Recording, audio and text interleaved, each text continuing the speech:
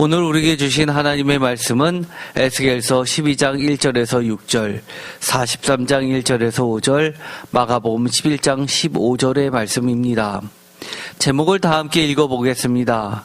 하나님 무죄, 성전 폐망과 포로의 행장대, 하나님의 임마누엘 임재와 완전한 성전 회복. 아멘. 오늘의 말씀을 보면 에스겔서 12장에 아주 독특한 이야기가 하나 나옵니다. 흔히들 학자들은 이것을 포로 행장이라고 하는 아주 중요한 단락입니다. 에스겔서 12장 1절부터 6절까지 있는 이 포로 행장에 대한 이 말씀은 에스겔 사역 초기의 것으로 모두 다 알고 있습니다. 사역 초기에 예언의 말씀으로 기록되어 있는 이 포로 행장은 독특하게도 보통 다른 선지자들이 이야기하는 것처럼 들으라라고 하면서 하는 말씀이 아니라 오늘날로 이야기하면 마치 행위예술가처럼 퍼포먼스로 되어 있습니다. 마치 무언의 연극을 하는 듯합니다. 지금까지 선지자들은 무엇인가 말을 하거나 글을 쓰거나 어떤 이적을 행함으로써 보여주었습니다. 그런데 아무 말도 없이 이렇게 연극을 하듯이 어떤 퍼포먼스를 보입니다. 1절 또 여호와의 말씀이 내게 임하여 이르시되 인자야 내가 반역하는 족속 중에 거주하는도다. 여기서 반역이라고 하는 것은 배반으로도 번역할 수 있는 겁니다. 영어로 하면 리벨리언, 자꾸 고개를 쳐들면서 대드는 것을 이야기합니다. 또는 데모하는 무리들처럼 전복을 꿈꾸면서 끓는 물처럼 펄펄 뛰어오르는 것들을 이야기합니다. 그들은 볼 눈이 있어도 보지 아니하고 들을 귀가 있어도 듣지 아니하나니 그들은 반역하는 족속입니다. 볼 눈이 있어도 보지 못하고 들을 귀가 있어도 듣지 못하고가 아니라 볼 눈이 있어도 보지 아니하고 귀가 있어도 듣지 아니하고라고 하면서 매우 의도적이면서 강렬한 반항의 자세를 보여주고 있습니다. 표준세 번역은 이렇게 번역합니다. 사람아 너는 반항하는 백성 가운데 살고 있다. 그들은 볼 눈이 있어도 보려고 하지 않고 들을 귀가 있어도 들으려고 하지 않는다. 그들은 반항하는 족속이기 때문이다. 뭐뭐 하려 하지 않는다. 어쩌다 바쁘다 보니까 다른 일에 집중하다 보니까 못 듣는 게 아니라 아예 들을 생각이 없죠. 들어도 못 들은 척, 못 본 척 무시하는 겁니다. 3절 인자야 하나님께서 드디어 명령이 나오십니다. 너는 포로의 행장을 꾸미고 낮에 그들의 목전에서 끌려가라. 내가 내 처소를 다른 곳으로 옮기는 것을 그들이 보면 비록 반역하는 족속이라도 혹 생각이 있으려니와. 포로의 행장, 이것은 짐을 꾸리고 아주 요긴한 짐만을 마치 우리 6.25 때 피난 가는 사람들을 보면 보자기에 싸가지고 허리에 차고 어깨에 메고 머리에 이고 가는 정도를 보여주고 있습니다. 장롱 같은 걸 들고 가겠습니까? 항아리를 메고 가겠습니까? 포로의 행장은 그야말로 최소한의 것, 끌려가면서 그저 손에 잡히는 대로 쥐고 나올 수 있는 정도의 것입니다. 포로의 행장을 꾸리고 그것도 낮에 그들의 목적에서 끌려가라 라고 이야기합니다.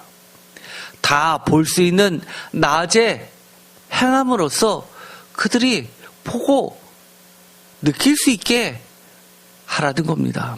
그런데 이렇게 이야기합니다. 하나님의 말씀이 너무 슬프죠?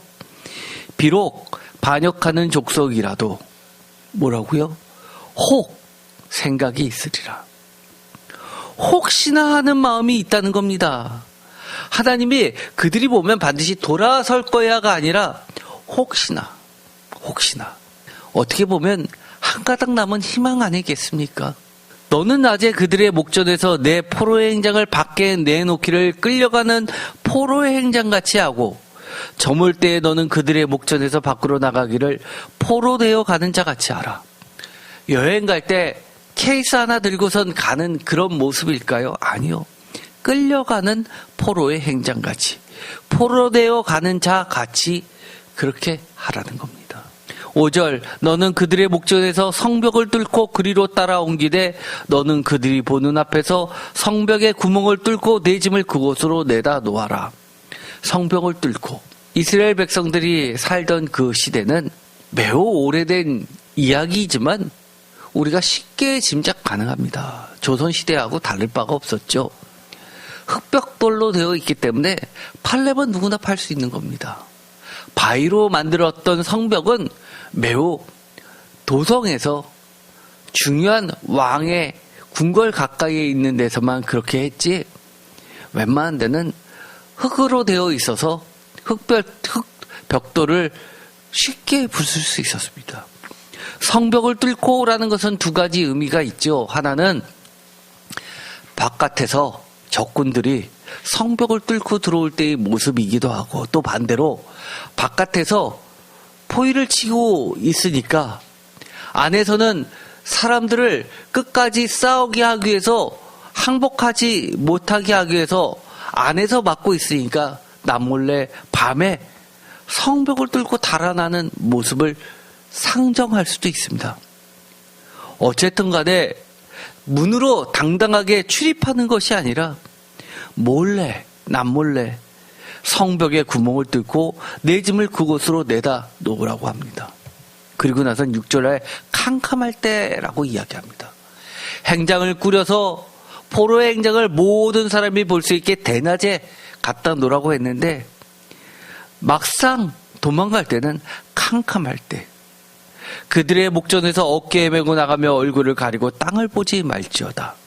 이는 내가 너를 세워 이스라엘 족속에게 징조가 되게 함이라 하시기로. 캄캄할 때 몰래 도망가듯이죠. 도망가듯이 도망가라는 겁니다. 그것도 땅을 보지 말고, 어떨 때 땅을 보지 않게 되죠? 급할 때, 아니면 너무너무 수치스러워서, 또는 너무너무 슬퍼서 한탄스러울 때 땅을 보지 않게 됩니다. 땅을 보지 말지어다, 얼마나 수치스러운 상태로 끌려가는 모습을 보여주고 있습니까? 한밤중에 우리가 가끔 노예들을 보면 어떻습니까? 목에다 사슬을 메고선 앞에 사람하고 연결시켜가지고 어떻게 끌려가는지도 모르게 그렇게 끌려가는 모습을 영화에서 보게 됩니다. 여유도 없습니다. 그저 끌려가는 대로 끌려갈 뿐입니다. 이 예언의 묵시라는 것이 있습니다. 예언의 묵시, 과거의 예언을 되새김으로써 현재를 향한 하나님의 뜻에 새로운 통찰력이 생겨나는 겁니다. 다른 말로 이야기하면 예언의 말씀 속에 담긴 새로운 통찰을 발견하는 것이죠. 그래서 이 묵시라는 것은 아무 말이 없어도 캄캄히 생각해보면 새롭게 그 말씀이 생각나는 겁니다. 이런 묵시의 형태는 시대를 불문합니다.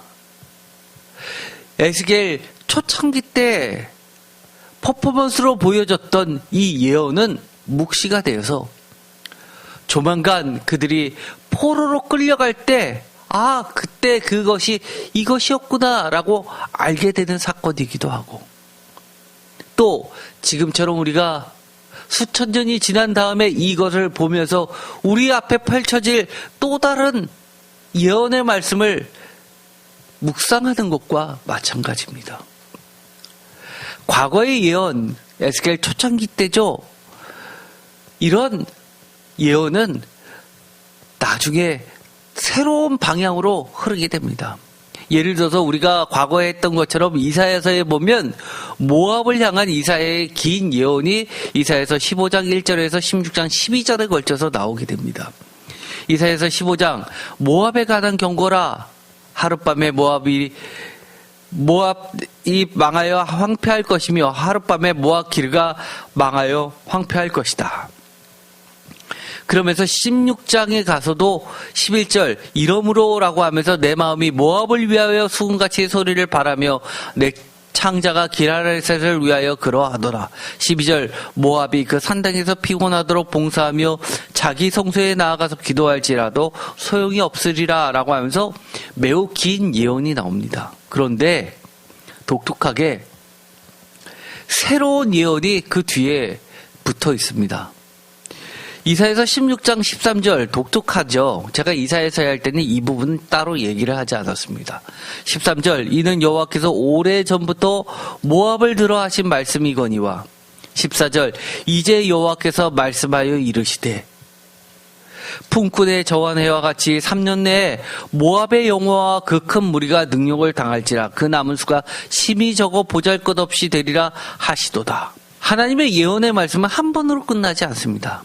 아까 12절까지가 오래전에 하셨던 예언의 말씀인데 한참 지난 후에 다시금 13절에 오래전부터 모압을 들어 하신 말씀을 다시 말씀하시면서 품꾼의 정한 해와 같이 라고 하면서 그들이 아유 하나님의 말씀은 이루어지지 않아 라고 했던 그들에게 경고장을 날리십니다. 곧 품꾼의 정한 해와 같이 3년 내에 발생하다는 거 경고하십니다. 우리가 비슷한 말을 하죠. 이삿날을 잡아두면 왜 그렇게 그것은 빨리 달려오냐고 합니다. 뭐든지 시간을 정해놓으면 어느 순간에 참 멀었는데도 금방 오죠. 결혼 날짜를 잡아놨는데 금방 다가옵니다. 그런데 에스겔 29장에 보면 이런 말이 나옵니다. 에스겔 초기 예언에 독특하게 미성치 부분이 나오게 됩니다. 우리가 생각할 때는 예언은 성경에 나와 있는 예언은 다 이루어진 것 아니야 라고 생각합니다. 그런데 성경에도 보면 예언을 했습니다. 그런데 어떤 부분에 대해서는 예언이 성취가 안 된 것이 있습니다. 그런데도 우리 같으면 성경책은 하나님의 말씀은 무조건 다 100% 이루어져야 되는데 이 부분은 안 이루어졌으니까 그건 나중에 후대에다 남길 때면 흠집이 되려니까 빼버려야지라고 그 부분을 삭제시키고 전하느냐? 그렇지 않습니다.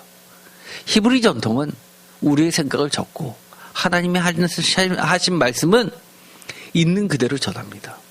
왜냐하면 우리 눈에 보기에는 지금 당장은 예언이 이루어진 거 있고 이루어지지 않은 게 있습니다. 그러나 하나님의 시간으로 넓게 크게 그리고 묵시로 볼 때는 어떤 것은 이루어지지 않은 것 같지만 실제로는 이루어진 것도 있고 또 어떤 것은 지금 현재 안 이루어지지만 곧 이루어질 것들이 상징적으로 표시되어 있는 게 많기 때문입니다.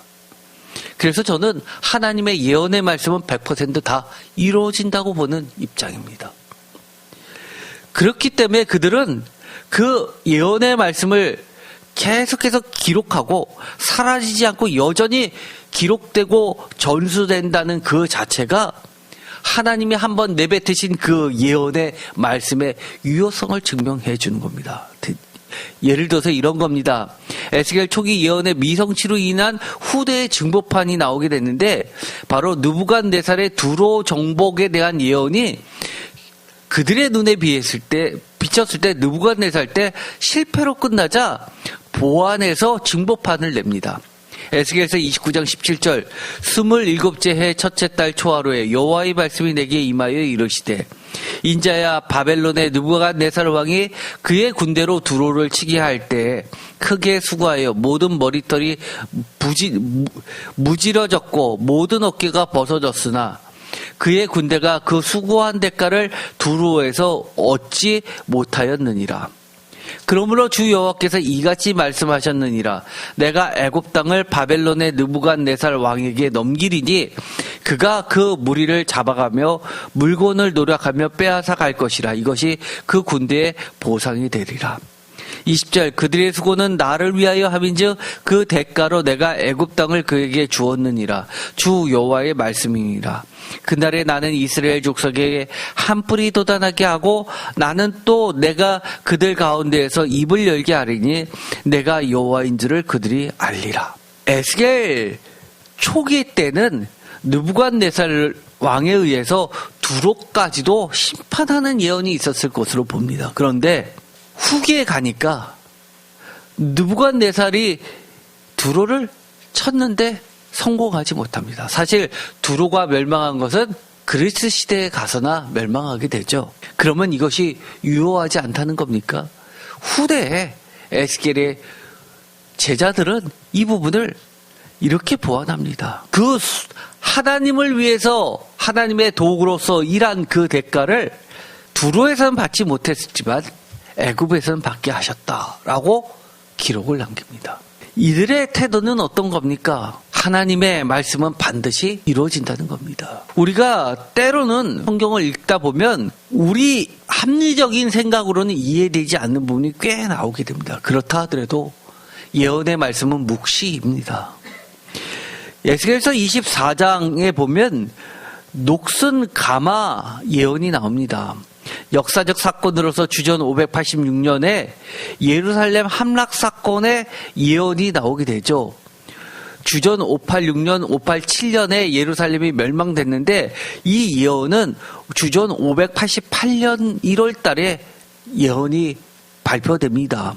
즉 멸망되기 한 2년 전에 2, 3년 전에 발생한 예언이죠.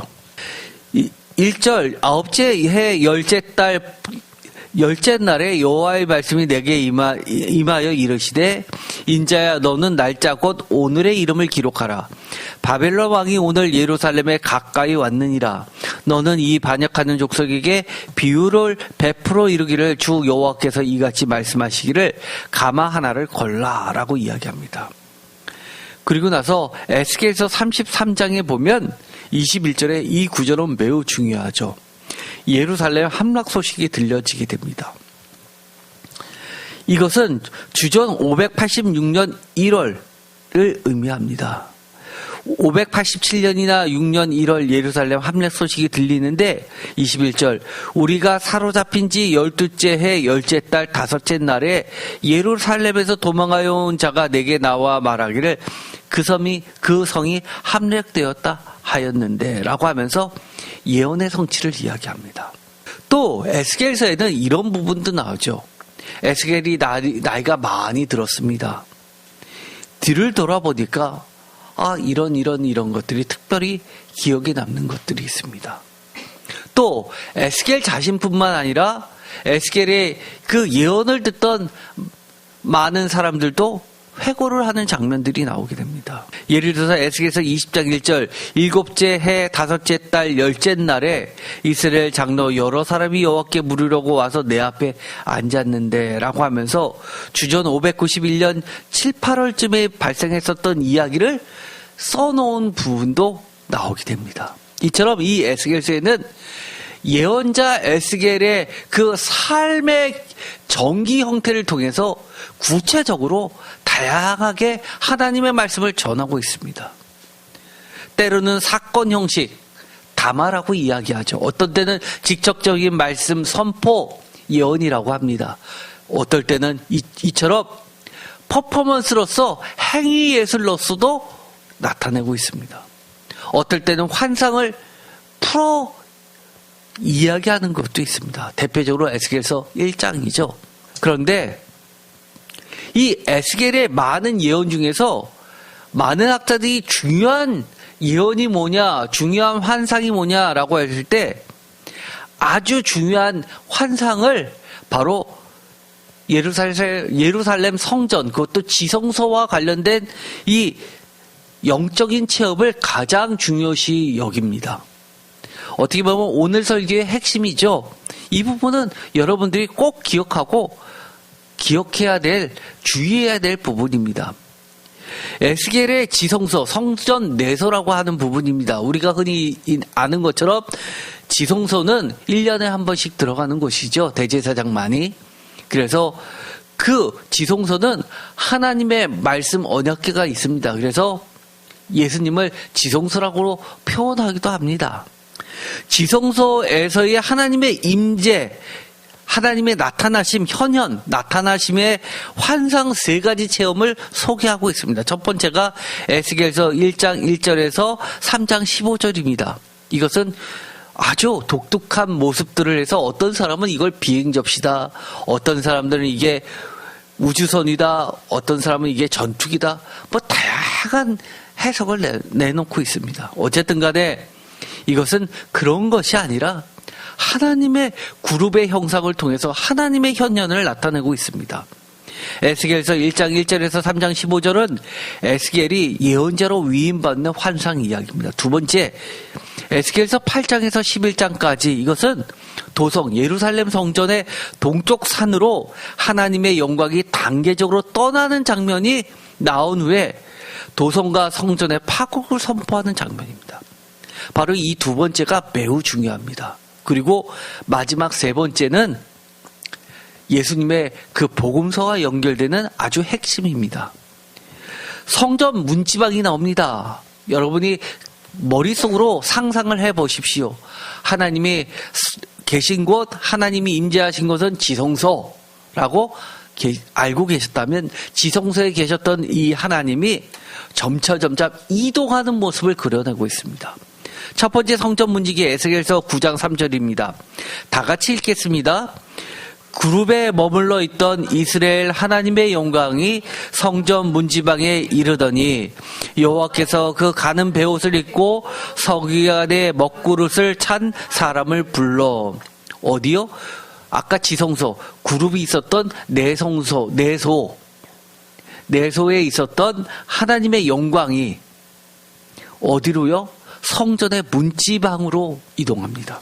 4절 여호와께서 이르시되 너는 예루살렘 성읍 중에 순행하여 그 가운데서 행하는 모든 가정한 일로 말미암아 탄식하며 우는 자의 이마에 표를 그리라 하시고, 이 이마에 표가 된 사람들은 다 어떤 사람들입니까?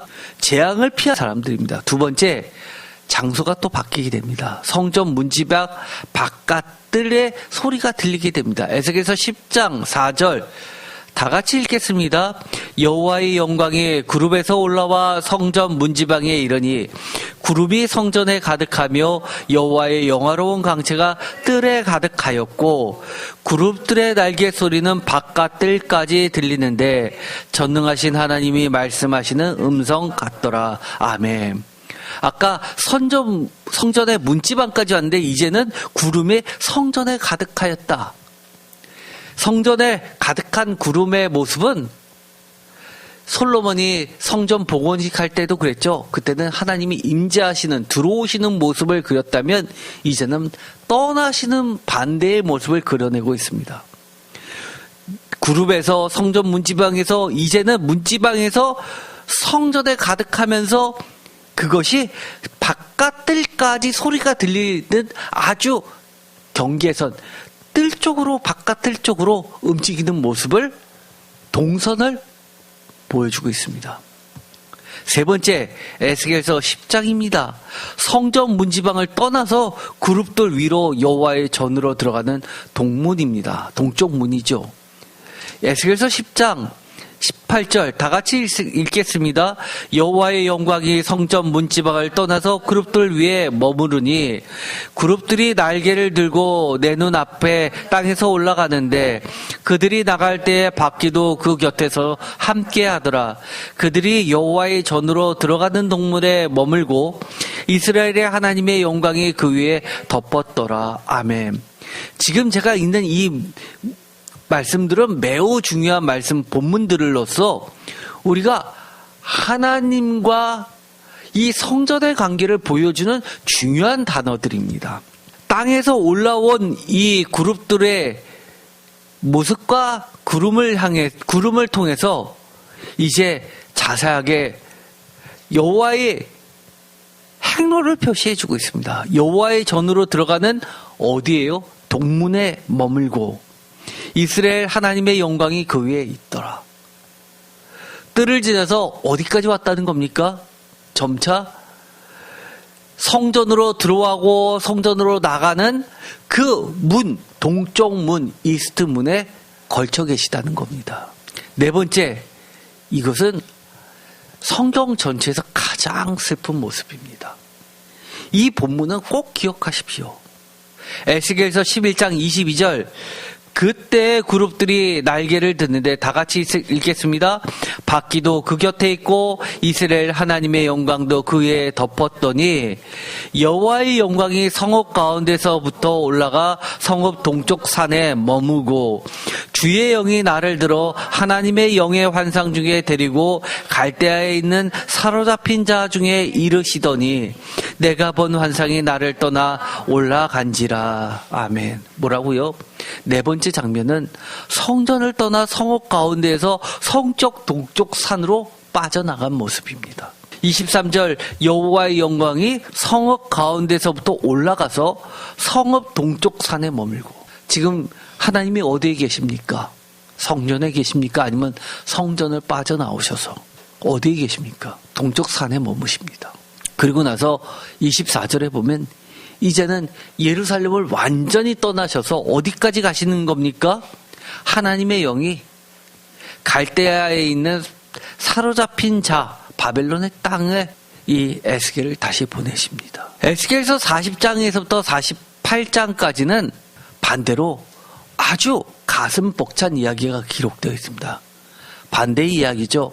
하나님의 임재가 성소로 되돌아오시는 절정을 이루는 부분입니다. 그래서 많은 학자들이 에스겔서에서 가장 중요한 환상 두 가지를 꼽으라면 아까 좀 전에 이야기했던 것처럼 동쪽을 지나서 빠져나가시는 부분과 또 지금처럼 다시금 돌아오시는 부분을 이야기합니다. 그리고 하나님의 성전이 뭐냐라고 했을 때 제일 첫 번째 그룹에 있었던 환상을 알려주고 있습니다. 에스겔서 43장은 하나님의 부재로 인한 성전의 패망을 이야기함과 동시에 반대로 임마누엘 하심으로써 다시금 함께 하심으로써 완전히 성전을 회복하시는 모습을 그려내고 있습니다. 에스겔서 43장 1절 그 후에 그가 나를 데리고 문에 이르니 다 같이 읽겠습니다. 곧 동쪽을 향한 문이라. 동문이란 얘기죠. 2절 다 같이 읽겠습니다. 이스라엘 하나님의 영광이 동쪽에서부터 오는데 하나님의 음성이 많은 물소리와 같고 땅은 그 영광으로 말미암아 빛나니 그 모양이 내가 본 환상 곧 전에 성읍을 멸하러 올 때 보던 환상 같고 그발 강가에서 보던 환상과도 같기도 내가 곧 얼굴을 땅에 대고 엎드렸더니 여호와의 영광이 동문을 통하여 성전으로 들어가고 영이 나를 들어 데리고 안뜰에 들어가시기로 내가 보니 여호와의 영광이 성전에 가득하더라. 아멘. 이것을 이스라엘 사람들이 만약에 이것을 읽었다면 어떻게 될까요? 정말 눈물을 흘릴 겁니다. 가슴 벅찰 겁니다. 여호와의 영광이 동문을 통하여 성전으로 들어가시고 안뜰에 통과해서 여호와의 영광이 성전에 가득하고 이제 지성소에 앉으시는 모습을 보여주고 있습니다. 이것은요 예수님 시대에 마가복음에 반영되어 있습니다. 그 유명한 종려 주일에 이 구절을 읽죠. 마가복음 11장 10절 찬송하리로다 오는 우리 조상 다윗의 나라여 가장 높은 곳에서 호산나 하더라. 예수께서 예루살렘에 이르러 성전에 들어가사 모든 것을 둘러보시고 때가 이미 저물매 12제자를 데리고 베다니에 나가시니라. 예수님께서 예루살렘에 이르러 성전에 들어가사 어디로 들어가셨을까요? 많은 학자들이 그렇게 이야기합니다. 동문을 통해서 들어가신다라고 이야기합니다. 왜냐하면 여러 가지 이유가 있기 때문입니다. 마가복음 11장 15절 그들이 예루살렘에 들어가니라 예수께서 성전에 들어가서 성전 안에서 매매하는 자들을 내쫓으시며 돈 바꾸는 자들의 상가 비둘기 파는 자들의 의자를 둘러 엎으시며 아무나 물건을 가지고 성전 안으로 지나다님을 허락하지 아니하시고 이에 가르쳐 이르시되 기록된 바 내 집은 만민이 기도하는 집이라 칭함을 받으리라고 하지 아니하였느냐. 너희는 강도의 소굴을 만들었도다 하시매 유명한 성전 정화 사건이죠. 이때 동쪽 문을 지금도 마찬가지입니다. 동문을 통해서 들어가면 남자들 많은 사람들이 들어와서 이방인조차도 쉽게 말해서 하나님을 경외하는 이방인조차도 그곳에서 장사를 할 수 있는 넓은 이방인의 뜰이 있습니다. 그래서 이 부분을 들어오실 때 동문을 통해서 들어왔다고 얘기합니다. 마태복음에도 마찬가지로 21장 12절에 성전 정화 사건을 이야기할 때 예수께서 성전에 들어가사라고 하면서 이 성전 정화 사건을 그려내고 있습니다. 동문을 이야기합니다. 또 마가복음 11장 27절에 그들이 다시 예루살렘으로 들어가니라 예수께서 성전에서 거니실 때라고 하면서 여러 가지 이야기를 하는데, 마가복음 12장 41절에 예수께서 헌금함에 대하여 앉으사 무리가 어떻게 헌금함에 돈 넣는가를 보실세 여러 부자는 많이 넣는데 한 가난한 과부는 와서 두 랩돈 곧 한 고드란트를 넣는지라. 이 내용 잘 아시죠? 전부를 바쳤다라고 칭찬하십니다. 그런데 이 성전문을 들어가셨다라고만 되어 있는데 그게 왜 동문이냐라고 했을 때, 동문 바로 가까운 곳에 헌금함이 있었기 때문입니다. 그래서 드나드는 통로가 예수님께서 어디를 이용하셨는가, 지금도 예루살렘 그 성전에는 문이 여러 개가 있습니다. 그 중에 예수님은 굳이 동문을 통해서 움직이십니다. 동문을 통해서 성전에 들어가시고 동문을 통해서 성전에서 나오십니다. 이 이야기는 무엇일까요? 아까 우리가 맨 처음 했던 것과 비슷합니다. 에스겔서 12장에 본론이 있어도 보지 아니하고 들을 귀가 있어도 듣지 아니함이나니 그들은 반역하는 족속이름이다 라고 하면서 포로의 행장을 꾸미라 라고 에스겔 선지자에게 시키셨던 하나님처럼, 예수님은 본론이 있어도 보지 아니하고 들을 귀가 있어도 듣지 아니하는 많은 백성들에게 어떻게 하신 겁니까? 하나님의 영광이 동문을 통해서 떠나셨던 그 영광이 다시금 성전으로 들어오시는 모습을 퍼포먼스 하신 겁니다. 그런데도 그들은 여전히 반역했습니다. 오늘의 이 사건은 하나님께서 이렇게 이야기하십니다. 하나님이 떠나는 그 순간 성전은 패망하게 되고 곧 너희들은 포로의 행장으로 끌려가는 존재다라고 이야기하십니다. 반대로 하나님의 임마누엘 하심의 그 임재 사건은 완전한 회복을 이야기하는 것이라고 이야기합니다. 여러분, 교회마다 다 하나님이 계신다고 믿습니까? 그렇게 예라고 대답해야겠지만 사실 성경을 읽다 보면 반드시 그럴까? 라는 생각을 지울 수가 없습니다. 어떤 성전은 건물은 있는데 하나님이 떠나시는 성전이 있고, 어떤 성전은, 어떤 교회는 예수님이 들어오시는데 다시 내쫓고 죽이는 교회도 있습니다. 그리고 어떤 성전은 정말 겉으로는 볼품없고 사람은 별로 없고 장사꾼도 없는데도 불구하고, 이런데 과연 하나님이 계실까 싶은 교회인데도 불구하고 그 안에는 하나님의 영광이 가득한 교회가 있고 예수님이 즐겨 찾으시는 교회가 있는 겁니다. 도대체 무엇이 그것을 갈라놓고 있습니까? 우리가 진짜 하나님이 거하실 만한 성전이 되고 있습니까? 하나님의 외침이 들리는 교회입니까? 하나님의 퍼포먼스가 보이는 교회입니까? 그렇다면 이 교회는 하나님이 계신 곳입니다. 여전히 예언자가 살아 역사하는 교회입니다. 그런데도 불구하고 하나님이 이 땅을 향해서 어떤 것을 말씀하시는지 보여주는지가 전혀 보이지 않는다면 이것은 곧 패망한 교회요, 패망한 성전입니다. 우리가 오늘 여러분들이 무엇을 바라면서 오셨습니까? 하나님의 말씀을 사모하고 하나님의 임재를, 하나님의 현현을 기대하면서 오셨죠? 맞습니다. 새인교회는 그런 곳입니다. 여러분 한 분 한 분이 모두 다 간절한 소망으로 하나님 앞에 두렵고 떨리는 마음으로 오셨다는 거, 저는 하나님께 당당히 이야기할 수 있습니다. 얼마나 감사한지 모르겠습니다. 여러분이 이제 평생을 살면서 하나님이 늘 계신, 예수님이 늘 찾으시는 교회가 되었으면 좋겠습니다.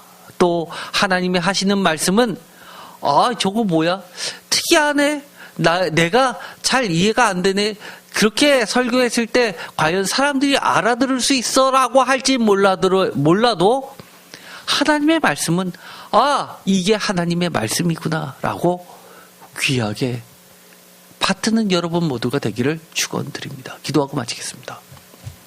하나님 감사합니다. 오늘 안타까운 모습을 보게 됩니다.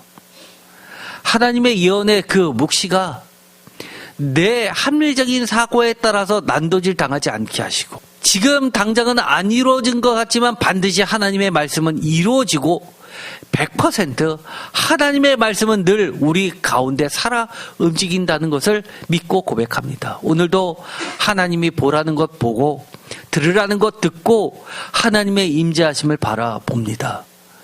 하나님이 구하시는 이 성전에서 하나님과 함께 살게 하여 주옵소서. 예수 그리스도의 이름으로 기도드립니다. 아멘.